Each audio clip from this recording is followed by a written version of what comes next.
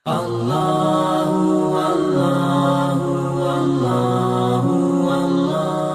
لله رب العالمين والصلاة والسلام على قائد الغر المحجلين نبينا محمد وعلى آله وصحبه أجمعين وبعد.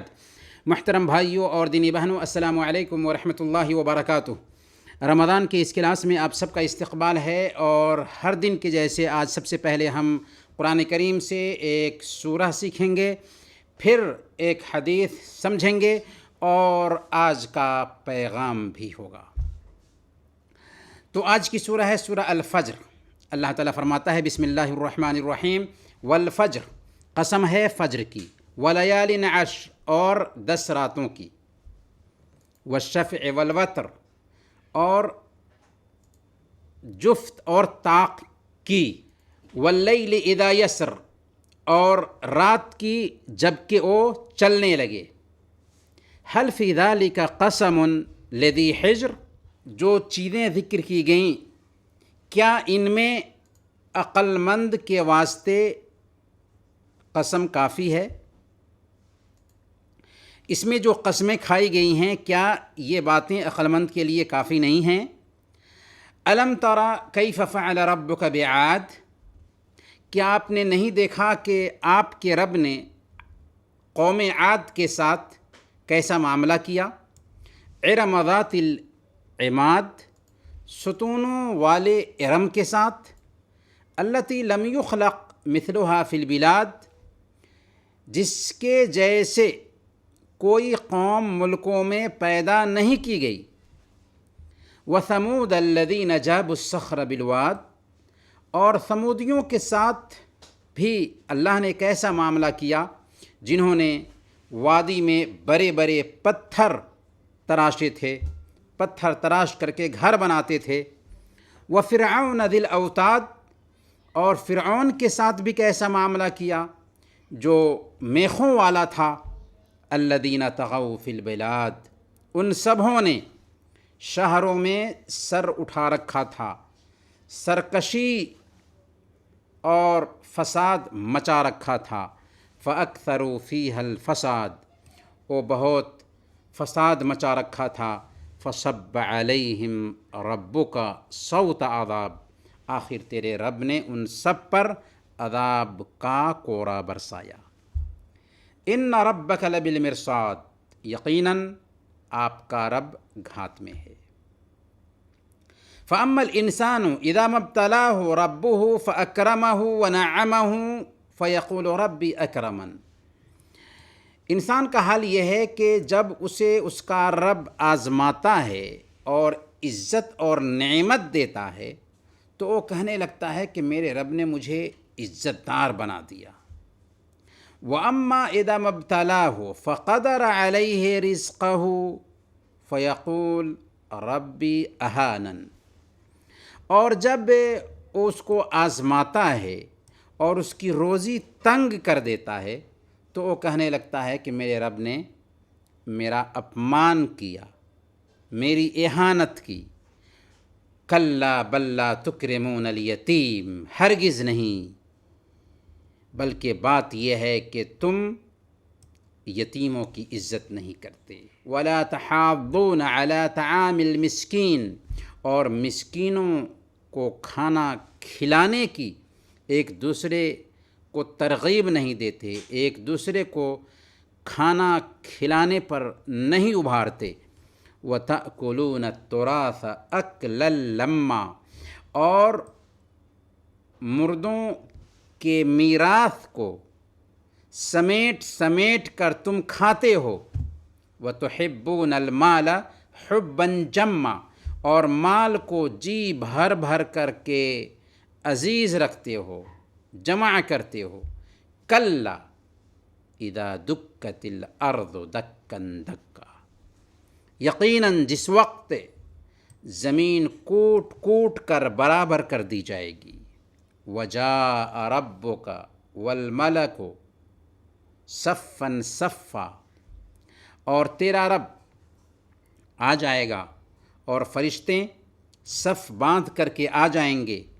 وجیء یومئذ بجہنم یومئذ یتذکر الانسان وانیٰ لہ الذکریٰ، اور جس دن جہنم بھی لائی جائے گی اس دن انسان کو سمجھ میں آئے گی، مگر اس دن سمجھنے کا کوئی فائدہ کہاں ہوگا۔ یقول یا لیتنی قدمت لحیاتی، اس دن وہ کہے گا کاش کہ میں نے اپنی زندگی کے لیے کچھ سامان تیار کیا ہوتا۔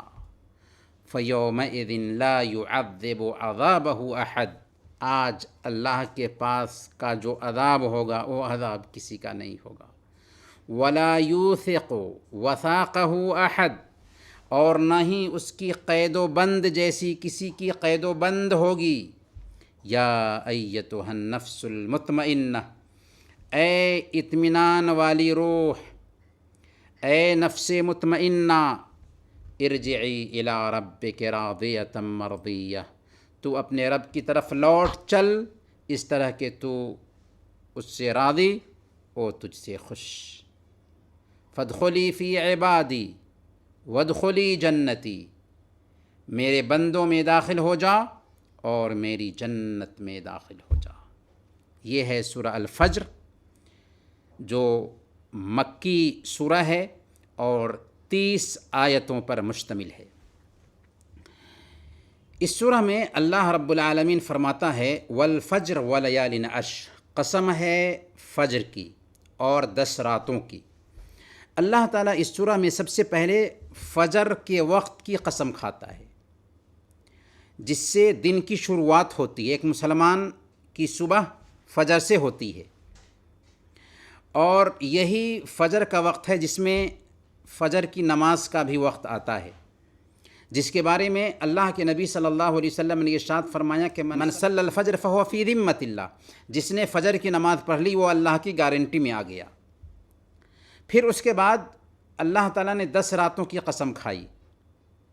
10 راتوں سے مراد ذوالحجہ کے پہلے 10 دن ہیں، جیسا کہ صحیح بخاری کی روایت کے مطابق اللہ کے نبی صلی اللہ علیہ وسلم نے اس کی فضیلت میں بیان فرمایا کہ اللہ تعالیٰ کے ہاں ذوالحجہ کے پہلے 10 دنوں میں کیے گئے نیک اعمال سے زیادہ محبوب کوئی عمل نہیں، یہاں تک کہ دوسرے دنوں کا جہاد بھی نہیں، سوائے اس کے کہ جس میں ایک انسان مال اور جان کے ساتھ نکل جائے اور کوئی بھی چیز لے کر واپس نہ آئے، یعنی شہادت پالے، تب عام دنوں میں شہادت پانے والے کا اجر ان 10 دنوں کے اجر کے برابر ہو سکتا ہے۔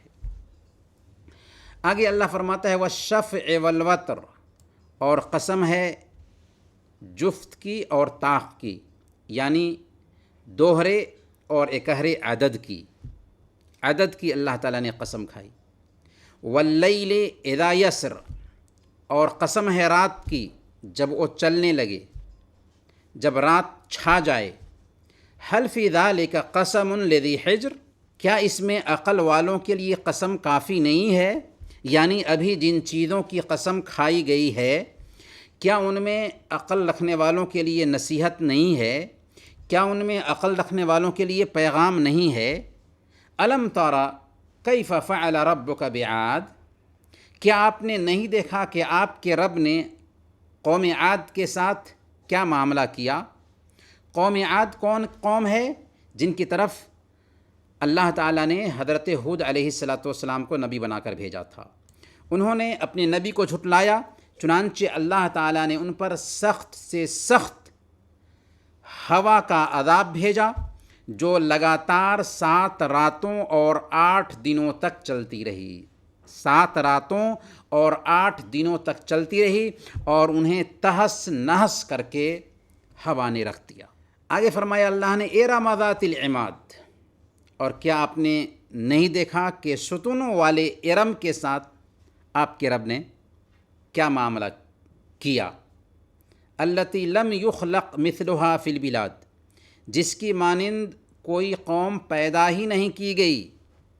ارم یہ قوم عاد کے دادا کا نام ہے، جو یمن کا قبیلہ تھا، اور یہ لوگ فن تعمیر میں، گھر بنانے میں بہت ماہر تھے، چنانچہ مضبوط بنیادوں پر اچھی اچھی عمارتیں اور اچھے اچھے گھر بناتے تھے اور کہا کرتے تھے کہ ہم سے زیادہ طاقتور اس دنیا میں کون ہے، لیکن اللہ تعالیٰ نے ان سب کو ان کی نافرمانی کی سزا دی اور دنیا سے عبرت کا سامان بنا دیا۔ وَثَمُودَ الَّذِينَ جَابُوا الصَّخْرَ بِالْوَادِ، اور ثمودیوں کے ساتھ بھی اللہ نے کیسا معاملہ کیا کہ آپ نے ان کو نہیں دیکھا، جنہوں نے وادی میں بڑے بڑے پتھر تراشے تھے۔ قوم ثمود جن کے بیچ حضرت صالح علیہ السلام بھیجے گئے تھے، یہ لوگ پتھر تراش کر کے اچھا سے اچھا اور بہتر سے بہتر گھر بناتے تھے۔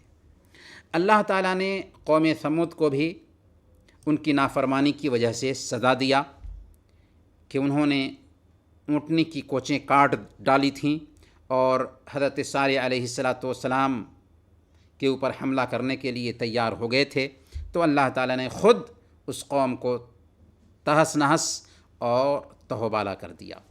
وَفِرْعَوْنَ ذِی الْأَوْتَادِ، اور فرعون کے ساتھ کیسا معاملہ کیا، جو میخوں والا تھا، یعنی بڑے لشکر والا تھا، یا مطلب یہ ہے کہ وہ میخوں کے ذریعہ لوگوں کو سزائیں دیا کرتا تھا۔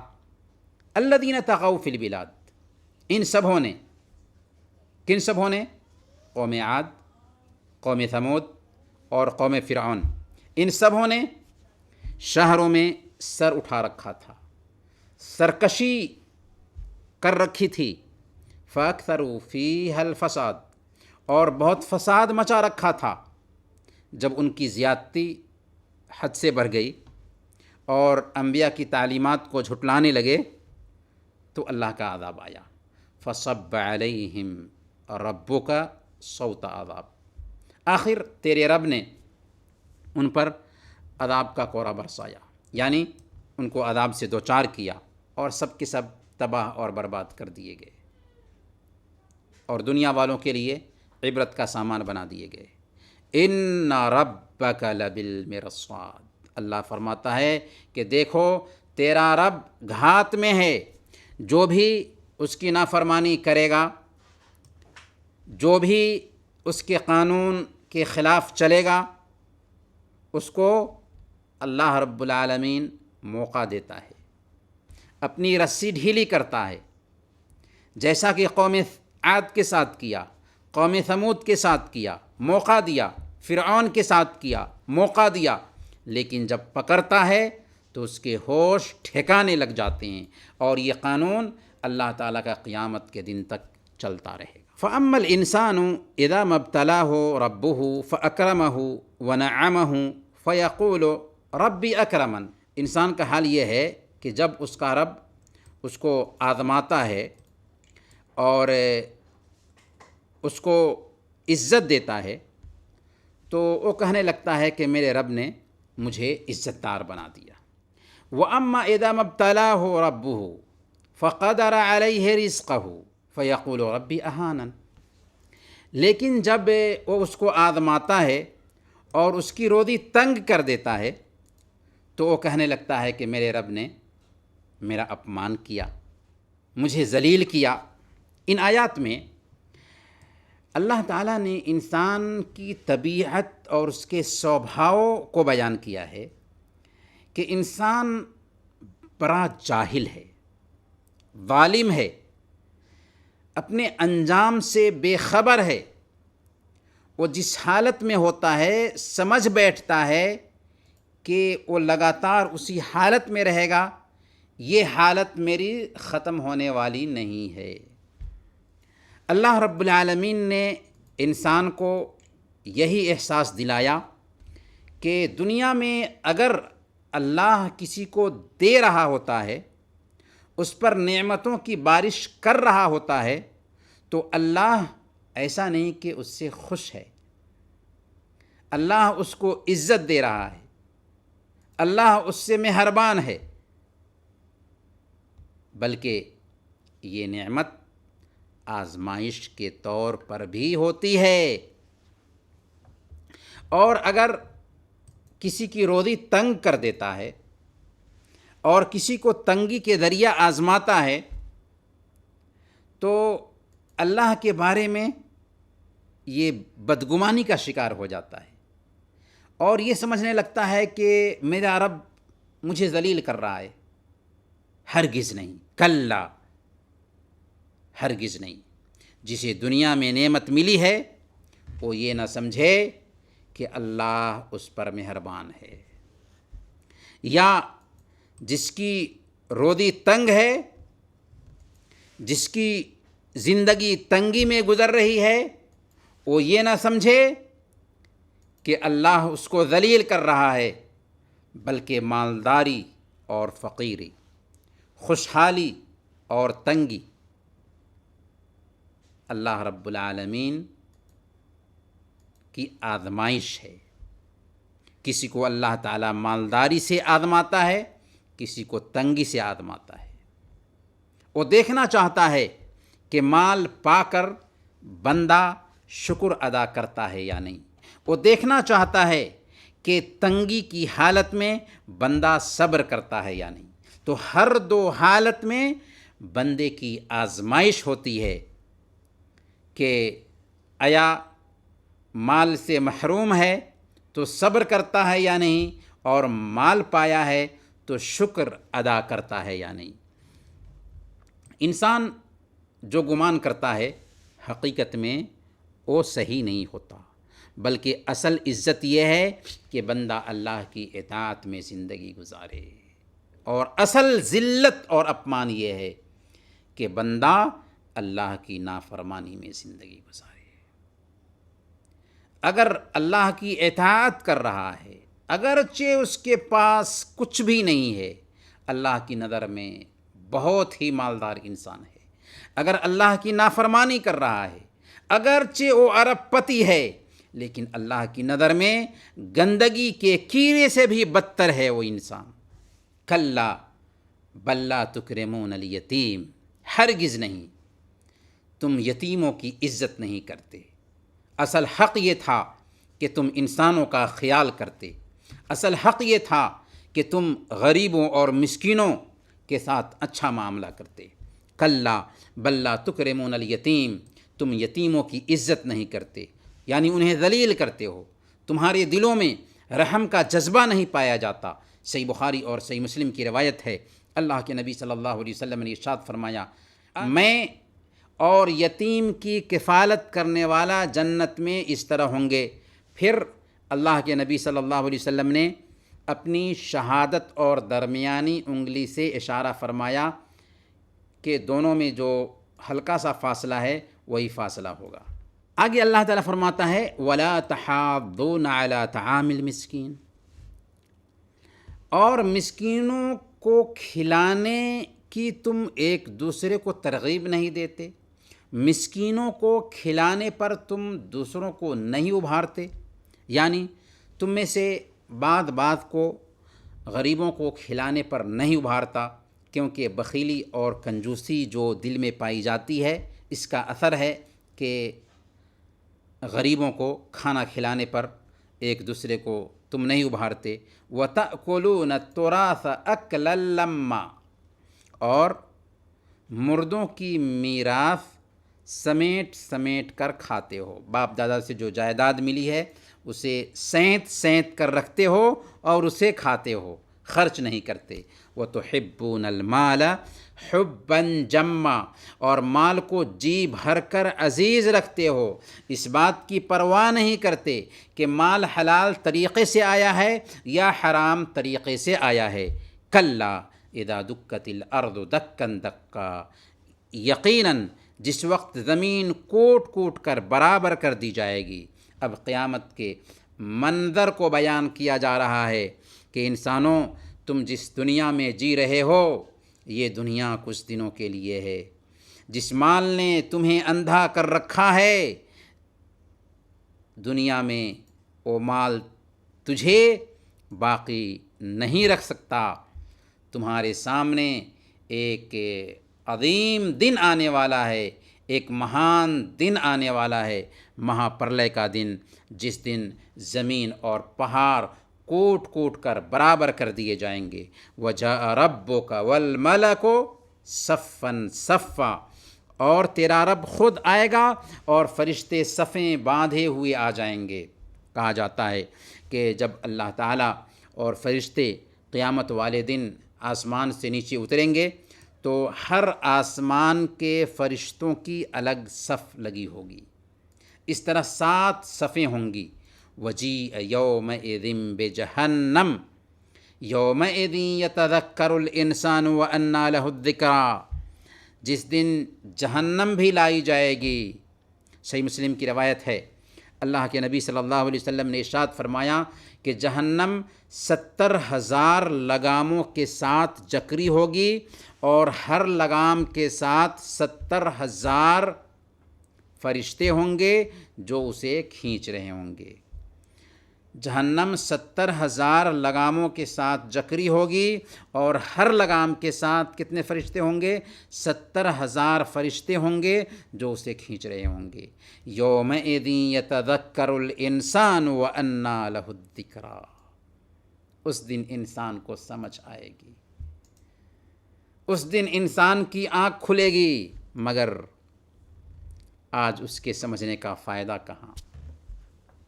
انسان جو کچھ بھی خیر اور شر، بھلائی اور برائی، نیکی یا بدی کیا ہوگا، اس دن اس کی آنکھیں کھل جائیں گی، اس دن اسے ساری چیزوں کی سمجھ آ جائے گی۔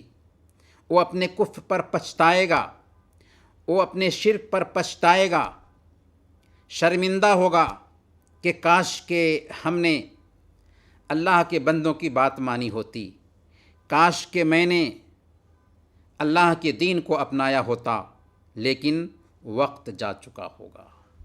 پھر کاہے کو پچھتاوا جب چڑیا چگ گئی کھیت۔ چنانچہ وہ کیا کہے گا؟ یا لیتنی قدمت لحیاتی، پچھتاتے ہوئے کہے گا اے کاش کہ میں نے اپنی اس زندگی کے لیے کچھ تیاری کی ہوتی، آنے والی زندگی کے لیے کچھ تیاری کی ہوتی، نیک اعمال کا ذخیرہ اکٹھا کیا ہوتا۔ اس سے پتہ یہ چلا کہ جس زندگی میں ہم اور آپ جی رہے ہیں، اس زندگی کو اس قدر اہتمام سے دیکھنے کی ضرورت نہیں ہے، بلکہ اصل زندگی آخرت کی زندگی ہے۔ اس زندگی کے لیے زیادہ محنت اور زیادہ کوشش کرنے کی ضرورت ہے تاکہ ہم کو اس دن پچھتانا نہ پڑے۔ فَيَوْمَئِذٍ لَا يُعَذِّبُ عَذَابَهُ أَحَدٌ، اس دن اللہ کے عذاب کے جیسا عذاب کسی کا نہ ہوگا۔ وَلَا يُوثِقُ وَثَاقَهُ أَحَدٌ، اور نہ اس کی قید و بند جیسی کسی کی قید و بند ہوگی۔ دنیا میں ایک انسان کسی کو سزا دے، سخت سے سخت سزا دے لے، لیکن آخرت کے مقابلہ میں اس سزا کی کوئی حیثیت ہی نہیں ہے۔ پھر اللہ تعالیٰ نے اخیر میں نفس مطمئنہ، نفس کی 3 قسمیں ہوتی ہے، نفس امارہ، نفس لوامہ اور نفس مطمئنہ۔ نفس امارہ اس نفس کو کہتے ہیں جو ایک انسان کو برائی پر اکساتا ہے، اور نفس لوامہ اس نفس کو کہتے ہیں جو ایک انسان کو برائی ہو جانے کے بعد ملامت کرتا ہے کہ تم نے غلط کیا۔ اور نفس کی تیسری قسم ہے جس کو کہتے ہیں نفس مطمئنہ، اطمینان دلانے والا نفس۔ اسی کا ذکر اللہ تعالیٰ ان آیات میں فرما رہا ہے، یا ایتھا النفس المطمئنہ، اے اطمینان والی روح، ارجعی الی ربک راضیۃ مرضیہ، تو اپنے رب کی طرف لوٹ چل اس طرح کہ تو اس سے راضی اور وہ بھی تجھ سے خوش۔ فادخلی فی عبادی وادخلی جنتی، میرے خاص بندوں میں داخل ہو جا اور میری جنت میں چلی جا۔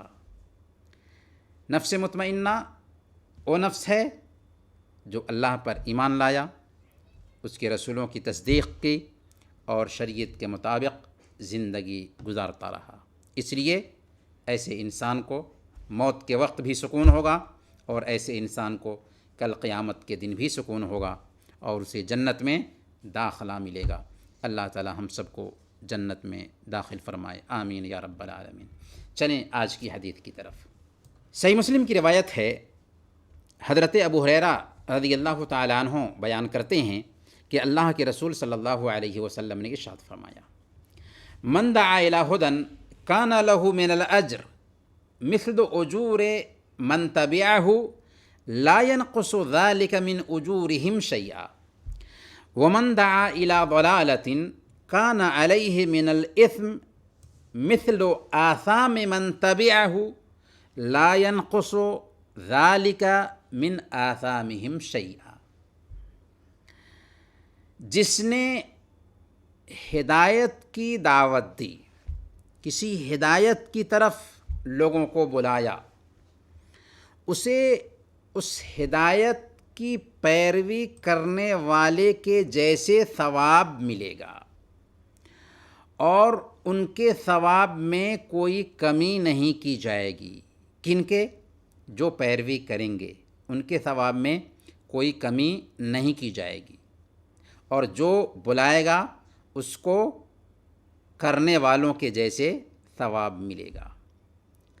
اور جس نے کسی گمراہی کی دعوت دی، اس پر اس کی پیروی کرنے والوں کے برابر گناہ کا بوجھ ہوگا اور ان کے گناہوں میں کوئی کمی نہیں کی جائے گی۔ یعنی کسی نے اگر کسی گناہ کی طرف بلایا تو جتنے لوگ کریں گے ان کو ان کا گناہ ملے گا کرنے کی وجہ سے، لیکن جس نے بلایا تھا ان سب لوگوں کے گناہ کے برابر اس کو بھی گناہ ہوگا۔ یعنی اس حدیث کا مفہوم یہ ہوا کہ جس نے بھی ہدایت کو لوگوں کے سامنے واضح کیا اور اس کی طرف انہیں بلایا، مثال کے طور پر وہ لوگوں کو بتائے کہ بھئی دیکھو، چاشت کی نماز اگر تم پڑھو گے تو اللہ کے نبی صلی اللہ علیہ وسلم نے فرمایا کہ ایک حج اور ایک عمرہ کا ثواب ملے گا، یا اگر تم آیت الکرسی ہر فرض نماز کے بعد پڑھو گے تو جنت میں داخلے سے موت کے علاوہ کوئی چیز نہیں روک سکتی۔ اس کا بڑا ثواب ہے، اس نے کسی کو بتا دیا۔ اب جو بھی اس پر عمل کرے گا، عمل کرنے والے کو اس کا ثواب ملے گا کیونکہ اس نے عمل کیا ہے، اور اس کے ثواب میں کسی طرح کی کمی نہیں ہونے والی ہے۔ لیکن جس نے بتایا ہے اس کو بھی برابر اتنا ہی ثواب ملے گا، عمل کرنے والے کے ثواب میں کمی کیے بغیر، کیونکہ اللہ رب العالمین کا فضل بہت وسیع ہے۔ یہی حال دوسری تمام نیکیوں کا ہے۔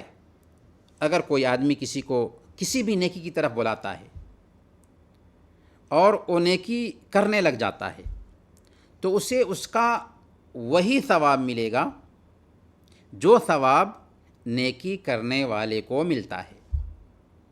مثال کے طور پر آپ نے کسی کو صحیح دین کی طرف بلایا، اس نے اسلام قبول کر لیا۔ اب اسلام قبول کرنے کے بعد وہ جو نیکی بھی کرے گا اس کو ان نیکیوں کا ثواب ملے گا۔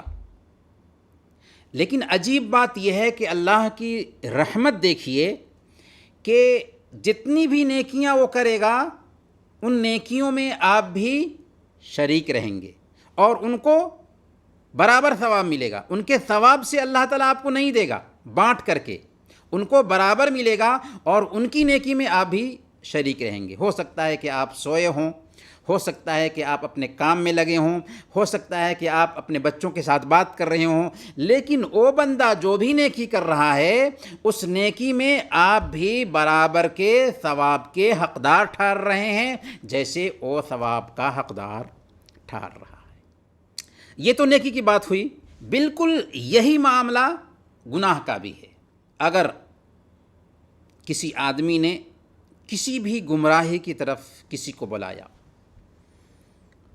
اور کسی نے اس کی پیروی شروع کر دی. مثال کے طور پر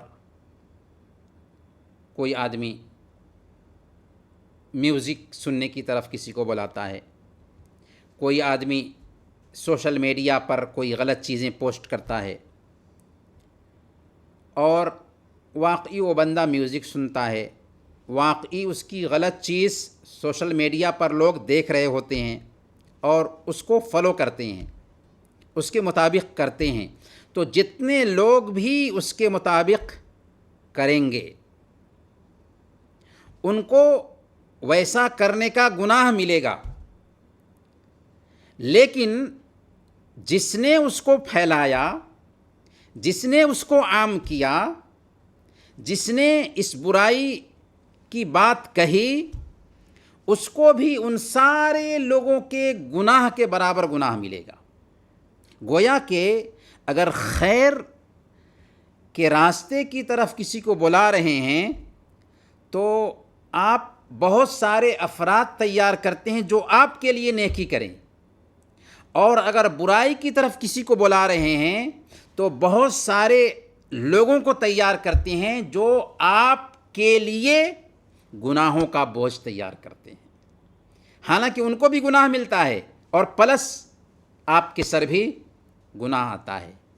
تو گویا کہ اگر آپ کے ذریعہ کوئی آدمی ہدایت پاتا ہے تو وہ جو کام بھی کرتا رہے گا آپ کو اس کا ثواب ملے گا، اور پھر اس کے بچے جو کچھ کریں گے اس کے بعد اس کے ذریعہ جس کو ہدایت ملے گی وہ سب آپ ہی کے کھاتے میں آئے گا، سب لوگوں کی نیکی میں آپ شریک رہیں گے.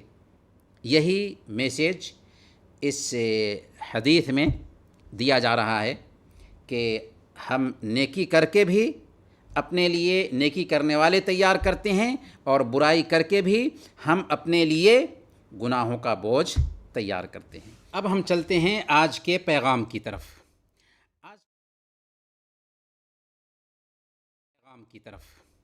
آج کا پیغام ہوگا سوشل میڈیا اور انٹرنیٹ کا فتنہ. انسانی ویلوز آئے دن کمزور ہوتے جا رہے ہیں، اخلاق اور کردار میں گراوٹ پیدا ہوتی جا رہی ہے. یہ مسئلہ اس وقت اور زیادہ خطرناک بن جاتا ہے، سنگین بن جاتا ہے جب نوجوان پیڑھی کی بات آتی ہے، کیونکہ نوجوان پیڑھی کسی بھی قوم کا سرمایہ ہوتی ہے. کسی بھی کرانتی میں نوجوانوں کا ہاتھ ہوتا ہے. دوسری طرف نوجوان عقل کے کچے اور جذبات کے اندھے ہوتے ہیں. زندگی کا یہ دور بہت نازک ہے. اس مرحلہ میں آدمی بنتا بھی ہے اور بگڑتا بھی ہے. اسی لیے کل حشر کے میدان میں بطور خاص جوانی کے بارے میں ایک انسان سے پوچھ گچھ ہونے والی ہے. جیسا کہ اللہ کے نبی صلی اللہ علیہ وسلم نے ارشاد فرمایا کہ لن تزول قدم عبد یوم القیامت حتی یسأل عن 40. کسی بھی آدمی کے قدم قیامت کے دن اس وقت تک اپنی جگہ سے نہیں ہٹیں گے جب تک کہ 4 باتوں کے بارے میں اس سے پوچھ گچھ نہ کر لیے جائیں. عن عمرہ فیما افناہ وعن شبابہ فیما ابلاہ وعن مالہ من این اکتسبہ وفیما انفقہ وعن علمہ ماذا عمل فیہ. عمر کہاں لگائی، جوانی کہاں گنوائی، مال کہاں سے کمایا اور کہاں خرچ کیا، اور علم کے مطابق کس حد تک عمل کیا. اللہ تعالیٰ جیسے انسانوں کو مصیبتوں کے ذریعہ آزماتا ہے اسی طرح نعمت کی بہتات کے ذریعہ بھی آزماتا ہے. اللہ خود فرماتا ہے وَنَبْلُوكُمْ بِالشَّرِّ وَالْخَيْرِ فِتْنَةً. ہم امتحان کے طور پر تم میں سے ہر ایک آدمی کو بھلائی اور برائی کے ذریعہ آزماتے ہیں.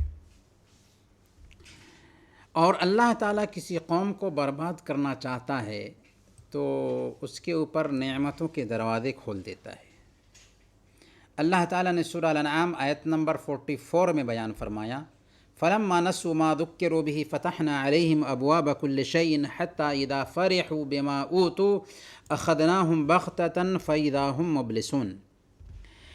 پھر جب وہ لوگ ان چیزوں کو بھولے رہے جن کی ان کو نصیحت کی جاتی تھی تو ہم نے ان پر ہر چیز کے دروازے کھول دیے، نعمتوں کے دروازے کھول دیے، یہاں تک کہ وہ ان چیزوں پر جو ان کو ملی تھی خوب اترا گئے تو ہم نے ان کو اچانک پکڑ لیا، پھر وہ بالکل مایوس ہو گئے۔ اس لیے اگر ہمیں نعمت ملتی ہے تو یہ نعمت بھی آزمائش ہوتی ہے، اس لیے نعمتوں کے استعمال میں بھی ایک بندے کو چاہیے کہ شریعت کو سامنے میں رکھے۔ آج انٹرنیٹ کا زمانہ ہے، ٹیکنالوجی کا زمانہ ہے، جس نے مسافتوں کو سمیٹ دیا ہے، پوری دنیا کو ایک گھر کے جیسے کر دیا ہے۔ دنیا کے جس کونے میں رہنے والے ہوں ان سے چاہتے ہوں تو آپ صرف ایک کلک سے ان سے بات کر سکتے ہیں۔ یہاں پر اہم عالمی چیز آپ کو آسانی سے مل جاتی ہے، اس کی معلومات ایک کلک میں آپ اس تک پہنچ سکتے ہیں اور ہر مسئلے کی انٹرنیٹ کے ذریعہ جانکاری حاصل کر سکتے ہیں۔ لیکن یاد رکھیں، یہ ترقی ہے، ٹیکنالوجی کی ترقی، تو ترقی میں بھی ہلاکت ہوتی ہے۔ ٹیکنالوجی کے اس زمانے میں ہماری ذمہ داری بنتی ہے کہ اس کے نفع اور اس کے نقصان دونوں کو سامنے میں رکھیں۔ انٹرنیٹ جس سے الحمدللہ ہمیں معلومات مل رہی ہے، دین کی خدمت بھی اس کے ذریعہ ہو رہی ہے، اللہ اور اس کے رسول کی باتیں بھی پھیلائی جا رہی ہیں، لیکن دوسری طرف دنیا کا سارا کچرا بھی، ساری گندگی بھی انٹرنیٹ پر موجود ہے۔ خاص کر جب انٹرنیٹ کے ذریعہ اخلاق اور عزت کی پامالی ہو رہی ہو تو اس پر بہرحال دھیان دینے کی ضرورت ہی ہے۔ انٹرنیٹ نے بہت آسانی سے شہوات کو اور شبہات کو اعلیٰ پیمانے پر پیش کیا ہے اور گھر گھر پہنچا دیا ہے۔ شہوات کو ابھارنے والے مناظر ایک کلک میں آپ کے سامنے ہوتے ہیں۔ نئی پیڑھی کے ذہن میں مختلف سوشل میڈیا کے ذریعہ مختلف طرح کے شبہات پیدا کیے جا رہے ہیں۔ آج ہر آدمی کے ہاتھ میں انٹرنیٹ ہے، وہ اپنی مرضی سے جو چیز چاہتا ہے دیکھتا ہے، لیکن شیطان جو شہوات کو ہوا دینے کے چکر میں لگا رہتا ہے، انسان کا خود نفس امارہ جو ایک انسان کو برائی پر اکساتا ہے، اس کے چکر میں آج ہمارا نوجوان فحش اور اشلیل فلموں کا عادی بنتا جا رہا ہے۔ آنکھ اللہ کی بہت بڑی نعمت ہے، اور اگر آنکھ سے گندی چیزیں دیکھی گئیں تو یہ آنکھ کی ناقدری ہوگی۔ ہے دل کے لیے موت مشینوں کی حکومت، احساس مروت کو کچل دیتے ہیں آلات۔ جی ہاں، یہ آلات ہیں جو مروت کو، حیا کو، شرم کو کچل کر رکھ دیتے ہیں۔ سوشل میڈیا یا انٹرنیٹ جہاں بے حیائی کو پھیلانے کا ذریعہ بن رہا ہے، وہیں یہ وقت برباد کرنے کا بھی اہم سبب ہے۔ انٹرنیٹ کے ذریعہ نوجوان ذہنی تناؤ کا شکار ہو رہا ہے۔ انٹرنیٹ کی وجہ سے ماں باپ، بیٹوں اور رشتہ داروں میں آپسی تعلقات متاثر ہو رہے ہیں، دوریاں پیدا ہو رہی ہیں۔ ہماری نئی پیڑھی انٹرنیٹ سے دور نہیں ہو سکتی کیونکہ یہ ایجوکیشن کا حصہ بن چکا ہے، لیکن یہ بھی حقیقت ہے کہ ماں باپ اپنی اولاد کو، اپنے بچوں کو انٹرنیٹ کی بدکاریوں سے دور رکھنے میں کامیاب نہیں ہو پا رہے ہیں، جو واقعی افسوس کی بات ہے۔ اور خاص طور پر پڑھے لکھے لوگوں کے ہاں انٹرنیٹ کا استعمال اس قدر زیادہ ہو چکا ہے کہ اپنے بچوں پہ بالکل دھیان نہیں دیتے کہ ان کے بچے کیا کر رہے ہیں، کیا دیکھ رہے ہیں، کون سی چیز فالو کر رہے ہیں، جو واقعی افسوس کی بات ہے۔ دین صرف نماز، روزے اور دوسری عبادات کا ہی نام نہیں، بلکہ زندگی کے ہر عمل اور ہر حرکت کے لیے اسلام ہماری رہنمائی کرتا ہے۔ اس لیے بحیثیت مسلمان ہماری ذمہ داری بن جاتی ہے کہ یہ جو ٹیکنالوجی ہے، انٹرنیٹ کی دنیا ہے، اس کے تعلق سے ہم اسلام کی تعلیمات کو سامنے میں رکھتے ہوئے سوچیں اور اس کا استعمال جائز طریقے سے کریں۔ اس لیے علاج یہ ہو سکتا ہے کہ جب ہم نیٹ استعمال کر رہے ہیں تو سب سے پہلے اپنی نگاہ کی حفاظت کریں، کیونکہ اس نگاہ سے بھی کل قیامت کے دن پوچھا جانے والا ہے۔ ان السمع والبصر والفؤاد کل اولئک کان عنہ مسئولا، بے شک کان، آنکھ اور دل ہر ایک سے پوچھا جانے والا ہے۔ اور ہمیں حکم ہے قل للمؤمنین یغضوا من ابصارہم ویحفظوا فروجہم، مومنوں سے کہہ دیجئے کہ وہ اپنی نظریں نیچی رکھیں اور اپنی شرمگاہوں کی حفاظت کریں۔